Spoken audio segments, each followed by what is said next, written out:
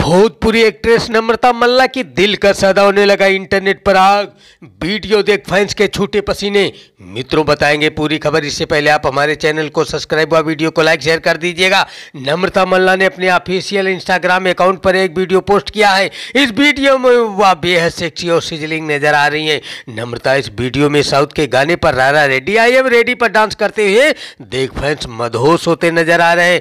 Bhojpuri film industry की bold अभिनेत्री नम्रता मल्ला को आज किसी परिचय की आवश्यकता नहीं है। सोशल मीडिया पर काफी एक्टिव रहने वाली एक्ट्रेस नम्रता मल्ला के इंस्टाग्राम पर 1.6 मिलियन से अधिक फॉलोअर्स हैं। एक्ट्रेस सोशल मीडिया पर एक से एक बोल्ड और स्टनिंग पोस्ट डालने के लिए जानी जाती हैं। नम्रता मल्ला के फैंस भी उनकी फोटो और वीडियो को देखकर मदहोश हो जाते हैं। एक बार फिर से उन्होंने इंस्टाग्राम पर एक नया वीडियो डाला है। उनका यह नया वीडियो उनके फैंस को खूब पसंद आ रहा है। इसी कारण उनका यह वीडियो तेजी से वायरल हो रहा है। आप लोग इस वीडियो देखकर क्या कहना चाहते हैं कमेंट में जरूर बताएं। नए हो तो चैनल को सब्सक्राइब कर ले। Thanks all.